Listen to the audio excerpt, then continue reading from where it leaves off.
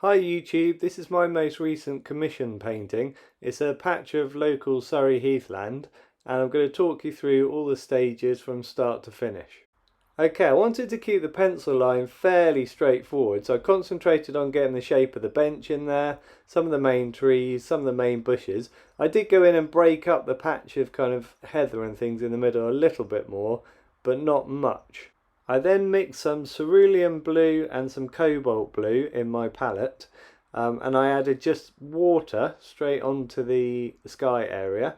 When the whole sky area was wet with just plain water, I then dropped the cerulean and the cobalt blue into it just to give a few cloud effects. This technique is called wet in wet. I should probably mention this is on really heavy textured paper as well. It's 600 grams per metre square I think, and it's almost the same size as a sheet of mount board. I then blocked in the sand area in the foreground just with a flat wash. This was yellow ochre, raw sienna mixed with a little bit of quinacridone rose. This little strip of heather in the middle was the same again, just with a bit more raw sienna added to the mix. Then I filled in the distant horizon and hills just with a little bit of Payne's grey and a bit of violet for the very background colour, and then I just used some olive green, again mixed with a bit of Payne's grey and really watered down. Keep all your colours in the background really pale. Okay, the greenish hill is lemon yellow mixed with olive green. While that's wet, I just dropped some Payne's grey into it. The other tree line is English red, and then I just dropped some dark green into that in kind of long tall streaks. That gives that kind of tall tree line effect. Okay, then I did quite a few stages where I'm just blocking in areas of flat colour. So things like the bigger tree areas and the bushes and bits of heather, the flat colour of the picnic bench and the stones in front of the picnic bench. Then it was time to add some shadows onto the bench, so I started with some lighter ones, then some darker ones, put some tree branches on. When you're doing this, it's a good idea to do all the thicker main tree branches and trunks first, and then come in with a much finer brush and do lots of really thin ones at the end. Makes all your trees look really nice and detailed. I used a coarse sponge with lots of big holes in it to add a lot of the texture to the tree foliage. You can see the sponging texture much more clearly in this image, and you can see where I've also gone in with a brush to add texture into the sort of pine trees in the middle. Then it was a case of darkening a lot of those textures and also starting all the main textures on some of the patches of heather in the middle. I would just choose 5 or 6 patches that were close together and try and get all the textures into that area before moving on to the next one. This next image shows where I used a smaller brush. I think I used a number 3 brush with a good point on it, just to get some of the texture into the wood on the bench. I also use a really dark brown like sepia just to get into all of those corners and give it a bit of extra contrast. Then I put the big sweeping shadows in that come from the picnic bench cast onto the floor, and also from the left hand side of the image just coming in at the side. So this was a mix of sepia, Payne's grey and a tiny bit of violet.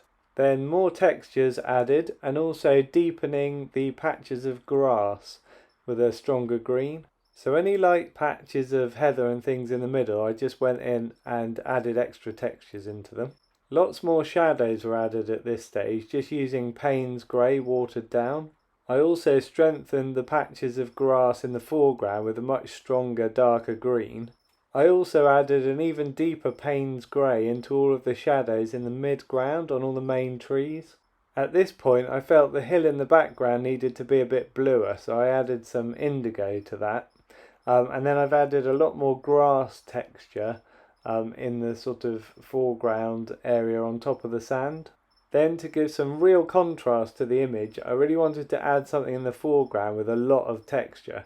So this is a gorse plant that I've started to build up just on top of everything, using a really dark green and then yellow. The yellow has to be really thickly mixed so that the flowers overlap on top of everything else.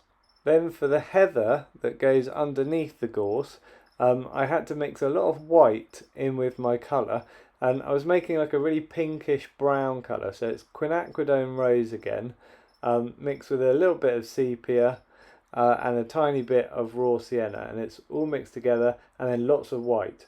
And the white obviously makes it opaque, and it means you can add it in even over quite a dark shadow like I've got here. Okay, the painting was really starting to take shape and I was really starting to become pleased with it.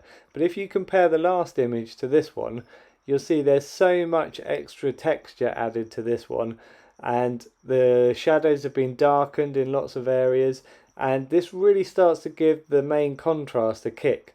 I've also added lots of thin grasses and things into this foreground area, and that adds a lot more texture as well. I then went even darker still underneath the picnic bench, then more shadow into the mid distance on the main trees, then more shadow to break up even more clumps of heather and things in the middle, and then I've added quite a large amount of extra shadow in the foreground as well.